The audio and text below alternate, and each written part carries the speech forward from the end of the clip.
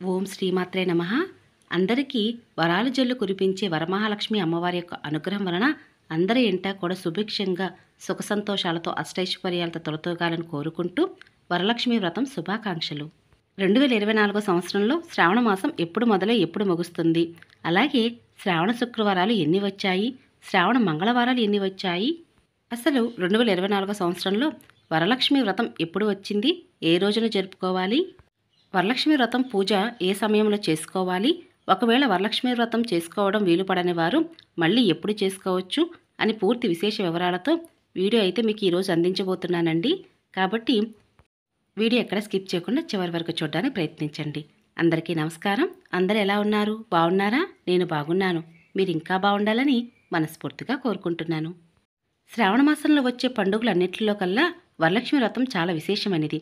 విష్ణుమూర్తి జన్మ నక్షత్రం పేరుతో ఈ శ్రావణ మాసంలో ఈ వ్రతాన్ని ఆచరించడం వలన ఆ లక్ష్మీనారాయణుల అనుగ్రహం తప్పకుండా ఉంటుంది. సంవత్సరాన్ని ఒకసారి చేసుకునే వరలక్ష్మి వ్రతం ఎంతో ప్రత్యేకతమైనది. ఎన్ని వరలక్ష్మి వ్రతాలు పూజలు చేస్తున్నా కూడా ఈ 2024 సంవత్సరంలో వచ్చే వరలక్ష్మి వ్రతం ఎంతో ప్రత్యేకతతో కూడుకున్నది. ఎందుకింత ప్రత్యేకత అనే విషయాన్ని కూడా మీకు ఈరోజు వీడియోలో చెప్తానండి. వీడియో స్కిప్ చేయకుండా వినండి. శ్రావణ మాసం అంటేనే శుభమాసం అని అంటారు. ఎందుకంటే పెళ్లిళ్ళకైనా, గృహప్రవేశాలకైనా, శంకుస్థాపనలకైనా, లేదా ఇల్లు మారాలనుకున్నా, పూజలకైనా, వ్రతాలకైనా, ఎలాంటి శుభకార్యానికైనా సరే అందరూ ఎంతగానో ఎదురు చూసేది శ్రావణ మాసమే. ఇంతటి విశిష్టత కలిగినటువంటి శ్రావణ మాసంలో అష్టలక్ష్ములలో ఒకరు ఈ వరలక్ష్మి అమ్మవారిని పూజించటం వలన మంచి ఫలితాలు అనేవి ఉంటాయి. స్త్రీలకు దీర్ఘ సుమంగళి యోగం, సంతాన ప్రాప్తిస్తుంది, అఖండ ఐశ్వర్యాలను సిద్ధిస్తాయి. ఎంతో పవిత్రమైనటువంటి ఈ వరలక్ష్మి వ్రతాన్ని ప్రతి సంవత్సరం కూడా మనము శ్రావణ మాసంలో వచ్చే శ్రావణ పౌర్ణమికి ముందు శుక్రవారం రోజున మనం జరుపుకోవాలి అని మన పురాణాలలో అయితే తెలుపబడింది.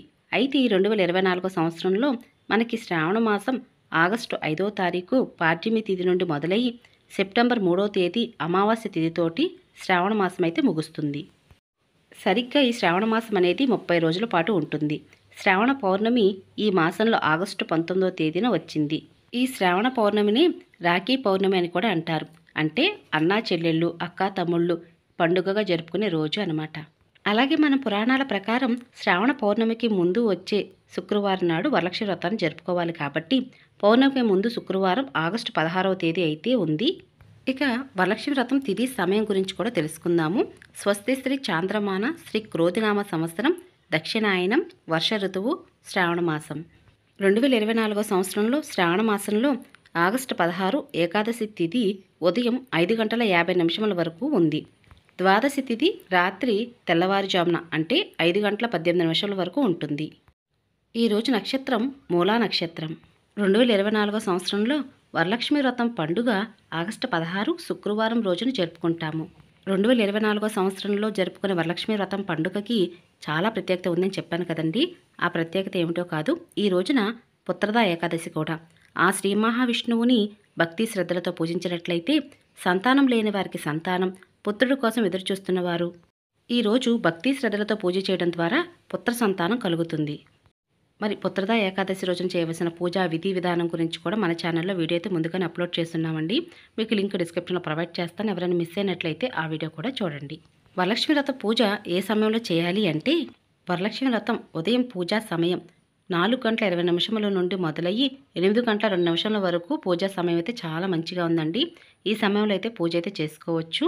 కలశం ఆనవాయితీ ఉన్నవారు పూజలో కలశాన్ని ఏర్పాటు చేసుకుని, అలాగే ఈ రోజున అమ్మవారికి పిండి వంటలన్నీ కూడా వండి పెట్టి ఈ రోజున పూజ వ్రతాన్ని ఆచరించేటప్పటికి సమయం అనేది కొంచెం ఎక్కువగా పడుతుందండి. అందుకని మేము ఈ సమయంలో కనుక పూజ చేయలేము అనుకున్నవారు ఉదయం 9:08 నుండి 10:20 వరకు చాలా మంచి సమయం అండి. ఈ మధ్య లోపల కనుక పూజ అయితే చేసుకోవచ్చు. లేదా మాకు ఈ సమయంలోనూ పూజ చేయడం కుదరదు అనుకున్నవారు మధ్యాహ్నం పూజా సమయం 1:30 నుండి 3 గంటల లోపల అయితే పూజ అయితే చేసుకోవచ్చండి. అదేంటండి మధ్యాహ్నం పూజలు ఎవరైనా చేస్తారా అనుకున్న వారు ఎవరికైనా సరే, ఎందుకంటే మధ్యాహ్నం పూట కూడా అమ్మవారికి మహానైవేద్యం అనేది సమర్పిస్తూ ఉంటారు. కాబట్టి ఆ సమయంలో పూజ అయితే చేయవచ్చు. అలాగే ఈ రోజున 11 గంటల నుంచి మధ్యాహ్నం 1:30 సమయంలోపు పూజా సమయం మంచిగా లేదా అంటే ఆ సమయంలో దుర్ముహూర్తం ఉందండి. అందుకని ఈ సమయం లోపల పూజ చేసుకుంటే మంచిది. ఉదయం పూజ చేయడం కుదరని వారు, అంటే ఉద్యోగరీత్యా ఏదైనా సమయభావం వల్ల వారు కనుక పూజ చేయడం కుదరని వారు వరలక్ష్మి వ్రతాన్ని సాయంత్రం వేళ కూడా పూజ అనేది చేయవచ్చు. సాయంత్రం వేళ 5:10 నుండి 7:20 వరకు సమయం అయితే చాలా మంచిగా ఉందండి. ఈ సమయం లోపల కనుక పూజ చేస్తే చాలా మంచిది. శ్రావణ మాసంలో వచ్చే మంగళవారం నాడు కొత్తగా పెళ్ళైన ఆడపిల్ల చేత ఇలా శ్రావణ మంగళ గౌరి వ్రతాన్ని ఆచరిస్తూ ఉంటారండి.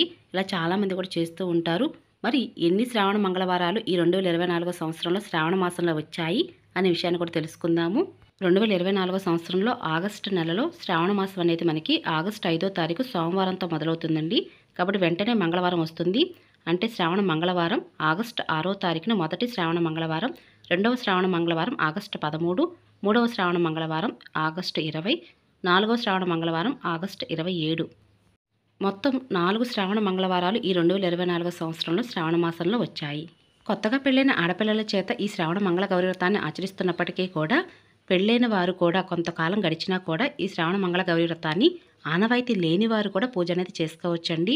మరి ఆనవాయితీ లేని వారు కూడా పూజ ఎలా చేయాలనే విషయాన్ని మన ఛానల్లో వీడియోస్ అయితే చాలానే ఉన్నాయి. కాబట్టి వాటి యొక్క లింక్స్ అన్నీ కూడా మీకు డిస్క్రిప్షన్లో ఇస్తాను, ఒకసారి చూడండి. పెళ్ళైన ప్రతి స్త్రీ కూడా కోరుకునేది తన 5వ తనం 10 కాలాల పాటు చల్లగా ఉండాలని. అందుకుగాను శ్రావణ మాసంలో వచ్చే మంగళవారం నాడు శ్రావణ మంగళ గౌరీ వ్రతాన్ని ఎవరైనా సరే ఆనవాయితీ లేనివారు కూడా పూజ ఎలా చేయాలి, అలాగే తేలికగా పూజ అనేది ఎలా చేసుకోవచ్చు అనే విషయాన్ని మన ఛానల్లో వీడియోస్ ద్వారా తెలియజేయడం జరుగుతుందండి. అలాగే శ్రావణ మాసంలో వచ్చే శ్రావణ శుక్రవారాలు కూడా చాలా విశిష్టత ఉంది. మరి శ్రావణ శుక్రవారాలు ఈ 2024 సంవత్సరంలో ఎన్ని వచ్చాయి, ఏ తేదీని వచ్చాయనే విషయాన్ని కూడా ఇప్పుడే తెలుసుకుందాము. శ్రావణ మాసంలో వచ్చే మొదటి శ్రావణ శుక్రవారం ఆగస్టు 9వ తారీఖు మొదటి శ్రావణ శుక్రవారం వచ్చిందండి. ఈ రోజున గరుడ పంచమి కూడా ఉంది. రెండవ శ్రావణ శుక్రవారం 2024 సంవత్సరంలో వరలక్ష్మి వ్రత పండుగగా ఆగస్టు 16వ తారీఖున శుక్రవారం రోజున జరుపుకుంటాము. ఇక ఆగస్టు నెలలో శ్రావణ మాసంలో మూడవ శ్రావణ శుక్రవారం ఆగస్టు 23వ తారీఖు నాడు వచ్చింది. ఆగస్టు 2024 సంవత్సరంలో ఆగస్టు 30వ తారీఖుతో 4వ శ్రావణ శుక్రవారం వచ్చింది. ఈ రోజున శ్రీవత్స ద్వాదశి. ఇలా ఈ 2024 సంవత్సరంలో శ్రావణ మాసంలో 4 శ్రావణ శుక్రవారాలు వచ్చాయి. ఎవరైనా ఈ 2024 సంవత్సరంలో శ్రావణ మాసంలో ఆగస్టు 16వ తారీఖు వచ్చేటటువంటి వరలక్ష్మి వ్రతాన్ని ఆచరించడం కుదరనట్లయితే, అంటే పీరియడ్ టైం వల్ల కానీ లేదా ఇతర ఇబ్బందుల వల్ల కానీ మీరు పూజ చేయడం కుదరనట్లయితే మరలా ఎప్పుడు ఈ వరలక్ష్మి వ్రతాన్ని ఆచరించవచ్చు అంటే పౌర్ణమికి ముందు వచ్చే 2 వారాల్లో ఏ వారమైనా ఆచరించవచ్చు. కానీ ప్రత్యేకంగా పౌర్ణమికి ముందు వచ్చే 2వ వారం రోజున మాత్రమే పూజిస్తే చాలా మంచిదని మన పురాణాలు చెబుతున్నాయి. పౌర్ణమికి ముందు వచ్చే మొదటి శ్రావణ శుక్రవారం నాడు కూడా వరలక్ష్మి వ్రతాన్ని ఆచరించవచ్చు. వరలక్ష్మి వ్రతాన్ని మొదటి 1-2 వారాల్లో పూజ చేయడం కుదరని వారు మిగతా 3-4 వారాల్లో, అంటే 3వ శుక్రవారం 4వ శుక్రవారం నాడైనా సరే మీరు వరలక్ష్మి వ్రతాన్ని ఆచరించవచ్చు. వరలక్ష్మి వ్రతాన్ని ఆచరించిన తర్వాత 1, 3, 5 అయినా సరే ముత్తైదులకు తాంబూలం ఇస్తే మంచిదండి. మరి ఈ ముత్తైదు తాంబూలం ఎప్పుడు ఇవ్వాలి అంటే వరలక్ష్మి వ్రతాన్ని ఆచరించిన తర్వాత ఉదయం వేళైనా సాయంత్రం వేళైనా సరే ముత్తైదు తాంబూలాన్ని ఇవ్వవచ్చు. ముత్తైదు తాంబూలం ఎలా ఇవ్వాలి అంటే మీ శక్తి కొలది జాయిట మొక్క ఇవ్వవచ్చండి. లేదా 2 తమలపాకులు, 2 పళ్ళు, అలాగే పసుపు కుంకుమ, వక్క, దక్షిణ, పువ్వులు, అలాగే ఒక తోరం, గోరింటాకు, గాజులు, నానబెట్టినటువంటి శనగలు, గాజులు కూడా ఇవ్వాలండి. గాజులు కూడా 2 కానీ అరడజను కానీ ఇస్తే మంచిది. ఇంకా పువ్వులు. ఇలా అయితే ముత్తైదు తాంబూలాన్ని ఇవ్వవలసి ఉంటుంది. పూజా వ్రతంలో ఇన్ని వస్తువులు ఉండాలి, అన్ని వస్తువులు ఉండాలి అని అనుకునే కన్నా మీ శక్తి కొలది అమ్మవారికి ఈ సంవత్సరం ఇలా పూజ చేసుకున్నాము, వచ్చే ఏట ఎంతకన్నా వైభవపేతంగా అమ్మవారిని పూజించుకోవాలన్న ఉద్దేశంతో అమ్మవారికి భక్తి శ్రద్ధలతో పూజ అయితే చేయవలసి ఉంటుంది. పూజలో అయితే లోపం ఉన్నప్పటికీ కూడా భక్తిలో అయితే లోపం ఉండకూడదు. సిరిలోలకే సిరి మహాలక్ష్మి, వరాలనిచ్చే వరమహాలక్ష్మి యొక్క అనుగ్రహం మీ మీద, మీ కుటుంబం మీద ఎల్లవేళలా ఉండాలని నేను కూడా మనస్ఫూర్తిగా కోరుకుంటున్నానండి. ఇక ఇదేనండి ఈ రోజు వీడియో. మీ అందరికి కూడా నచ్చింది, యూస్ఫుల్ అవుతుంది అనుకుంటున్నాను. మీకు కనుక ఈ వీడియో నచ్చినట్లయితే మీ ఫ్రెండ్స్కి, రిలేటివ్స్కి ఫార్వర్డ్ చేయండి. అలాగే లైక్ చేసి, షేర్ చేసి, కామెంట్ ఇవ్వండి. మరొక మంచి పూజా విధానంతో మళ్ళీ కలుసుకుంటానండి. ఇక అప్పటి వరకు నమస్కారం అండి.